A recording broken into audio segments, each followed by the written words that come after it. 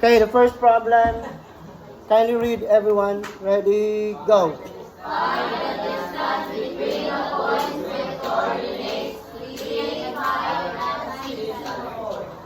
and 6. Using this formula. Ano yung formula? Distance formula. Have you observed na may mga 2, 1, sub 2, sub 1 sa mga x's o sa y'ses? Ha? Kani nag-represent ning mga subscript ani sa duha ka points. Now, ang atong given nga duha ka points sa atong duha ka given, ha?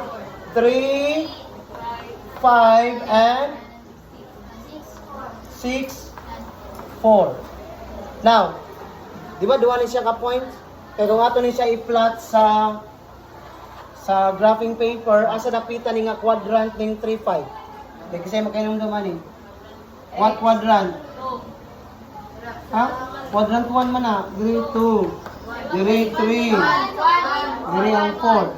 1, 2, 3. 1, 2, 3, 4, 5. Diba y man din nino? Ngari ang x. So 3, 5. 3 sa x man nino? Kani ang sa y. So x man is so 3. 1, 2, 3, 4, 5. So what quadrant? 1. Then the second point is 6, 4. Asan yung 6? 4, 5, 6. Quadrant? 1 gihapon. So, let's say nga dara. Then, connect the 2 points. Pilay distance ko na nila. Gikan diri diya. Okay? So, we will use the distance formula. Now, listen class. If this is our first point, P1.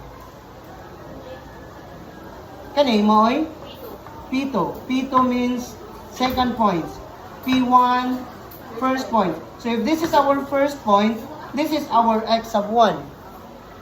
This is our y sub 1. So if this is our point 2, or second point, this is x sub 2 and y sub 2. Okay? Oh, ready na nga itong substitution para sa formula.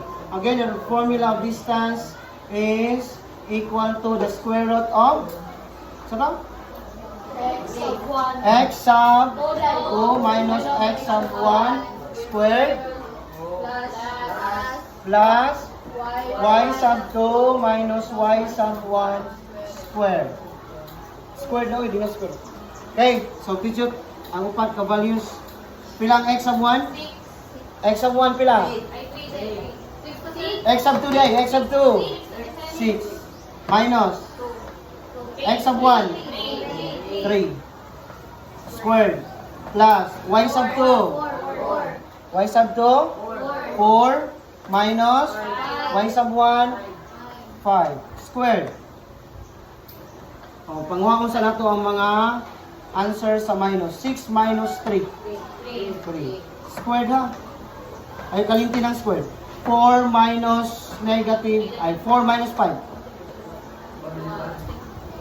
negative 1 squared. O, ato sa ipang squared ng mga answer sa minus. Pila ang 3 squared? 6 or 9? Ha? 9 plus negative 1 squared? 1. O, what is 9 plus 1? Pero ayaw biyay ang square root ha? 9 plus 1 10.